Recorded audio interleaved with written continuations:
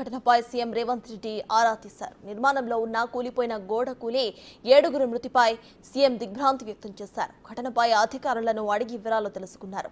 గాయపడిన వారికి సరైన వైద్య చికిత్స అందించాలని అధికారులను ఆదేశించారు. బాధ్యులపై కఠిన చర్యలు తీసుకోవాలని ఆదేశించారు.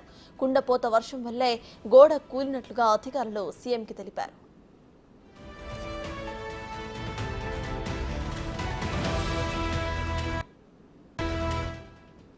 నిన్న హైదరాబాద్లో కురిసిన భారీ వర్షానికి బాచుపల్లిలోని రేణుకా ఎల్లమ్మ కాలనీలో నిర్మాణంలో ఉన్న కన్స్ట్రక్షన్ కార్మికుల షెడ్పై రిటైనింగ్ గోడ కూలడంతో ప్రమాదం జరిగింది. అయితే ఘటనలో 7 కార్మికులు మృత్యువాత పడ్డారు. మృత్యువాత పడిన కార్మికులు ఒడిశా, ఛత్తీస్గఢ్ రాష్ట్రాలకు చెందిన వారిగా గుర్తించారు. పోలీసుల తీరు వల్ల మృతుల సంఖ్య పెరిగిందన్న విమర్శలు కూడా వస్తున్నాయి. అయితే గోడ కూలిన కాసేపటికే సహాయక చర్యల్లో పాల్గొనేందుకు స్థానికులు వచ్చినా పోలీసులు అనుమతించలేదు. ఘటనా ప్రాంతానికి ఎవరిని కూడా అనుమతించకుండా లోపల ఏం జరిగిందో బయటకు తెలియనీయకుండా చేశారు.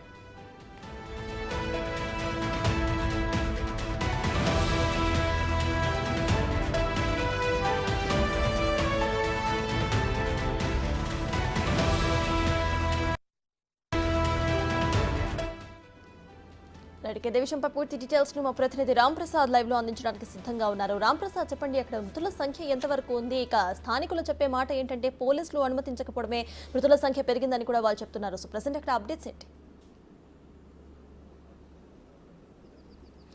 అవును సత్తాజ్, మనం చూసినట్లయితే నిన్న జరిగినటువంటి ప్రమాదం ఏదైతే ఉందో బాచుపల్లిలో ఘటనా స్థలంలో మనం ఉన్నాం. నిన్న జరిగినటువంటి ఈ ఘటనా క్రమంలో అయితే సాయంత్రం సమయంలో వర్షం కురిసిన వెంటనే, అంటే వర్షం సుదీర్ఘంగా గంట పాటు వర్షం కురిసిన అనంతరం ఇది ఏదైతే కన్స్ట్రక్షన్ కంపెనీ రైస్ కన్స్ట్రక్షన్ కంపెనీకి సంబంధించినటువంటి 30 అడుగుల రిటర్నింగ్ వాల్ అయితే ఒక్కసారిగా కుప్పకూలడం జరిగింది. కుప్పకూలిన ఘటనలో అయితే ఇక్కడ బిల్డింగ్ సెంటరింగ్ వర్క్ చేసేందుకు వచ్చినటువంటి కార్మికులు అందరూ కూడా ఇక్కడ నివాసం ఉంటారు. ఎందుకంటే ఇప్పటికే ఇది 5 అంతస్తులకు పర్మిషన్ తీసుకుంటున్నామని చెప్తున్నప్పటికీ కూడా అనుమతులు లేవని చెప్పేసి గతంలో హెచ్ఎండిఏ కానీ ఇటు జిహెచ్ఎంసీ మున్సిపల్ అధికారులకు చాలామంది స్థానిక ప్రజలు కంప్లైంట్ కూడా చేయడం జరిగింది. ఈ క్రమంలో నిన్న జరిగినటువంటి ఈ యొక్క ఘటనలో 7 మృతి చెందడం జరిగింది. ఒడిశాకు సంబంధించినటువంటి 4తో పాటు ఛత్తీస్గఢ్కు సంబంధించినటువంటి ఒకే కుటుంబానికి చెందినటువంటి 3 కూడా ఈ యొక్క ఘటనలో మృతి చెందడం జరిగింది. మృతి చెందిన వారిలో అందరూ కూడా 32 ఏళ్ల వయసుకు లోబడినటువంటి కార్మికులు కావడం కొంత బాధాకరమైన విషయం అని చెప్పవచ్చు. అంతేకాకుండా ఒకే కుటుంబంలో అంటే గత 2 రోజుల కిందనే ఇక్కడికి రావడం జరిగింది. వారికి ఒక రూమ్ను కేటాయించడం జరిగింది.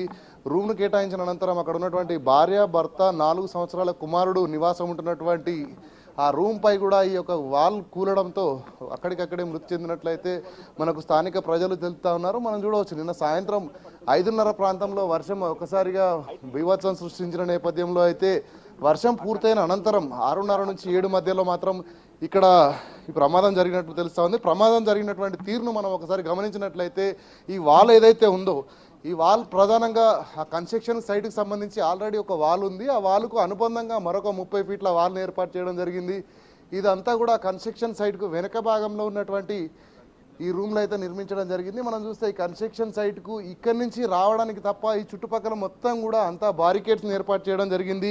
కార్మికులను ఇక్కడ 24 గంటలలో సుమారు 18 గంటలకు పైగా పనులు నిర్వహిస్తూ వారిని ఉపయోగించుకుంటున్నటువంటి కన్స్ట్రక్షన్ సంస్థ వాళ్ళు రావడానికి వెళ్ళడానికి అయితే మనం ఇక్కడ విజువల్స్ ద్వారా చూడవచ్చు.